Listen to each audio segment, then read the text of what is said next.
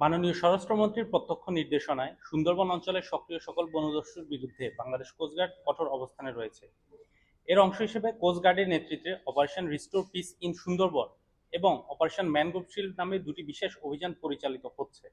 এই অভিযানের ধারাবাহিক সফলতা হিসেবে তৃতীয়বারের মতো অপারেশন ম্যানগ্রোভ শিল্ডের আওতায় অভিযান পরিচালনা করে দুর্ধর্ষ ডাকাত ছোট সুমন বাহিনীর সেকেন্ড ইন কমান্ডকে আটক করা হয়। সুন্দরবনে কুখ্যাত ডাকাত ছোট সুমন বাহিনীর সেকেন্ড ইন কমান্ড সুন্দরবন হতে বাগেরহাটের রামপাল শুকদারা বাজার সংলগ্ন এলাকায় পরিবারের সাথে সাক্ষাতের নিমিত্তে আগমন করার তথ্য জানা যায়।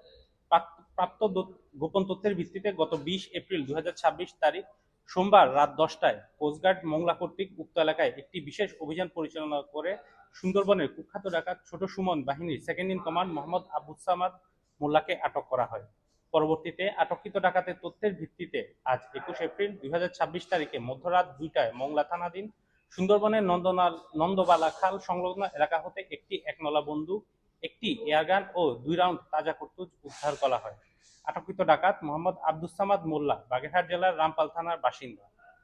সে দীর্ঘদিন যাবৎ ছোট সুমন বাহিনীর সেকেন্ড ইন কমান্ড হিসেবে ডাকাতি করে আসছিল। জব্দকৃত অস্ত্র, গোলা বারুদ ও আটককৃত ডাকাতের পরবর্তী আইনানুগ ব্যবস্থা গ্রহণের কার্যক্রম প্রক্রিয়াধীন রয়েছে। সুন্দরবনকে সম্পূর্ণরূপে দস্যুমুক্ত করতে বাংলাদেশ কোস্টগার্ড ভবিষ্যতেও এ ধরনের অভিযান অব্যাহত রাখবে। ধন্যবাদ।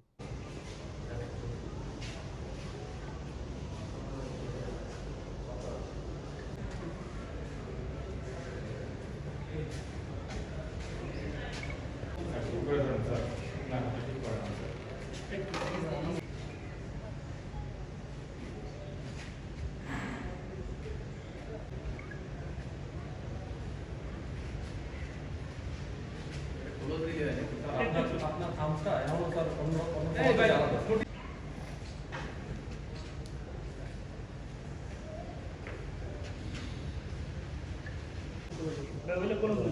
ভাই ভাই ভাই ভাই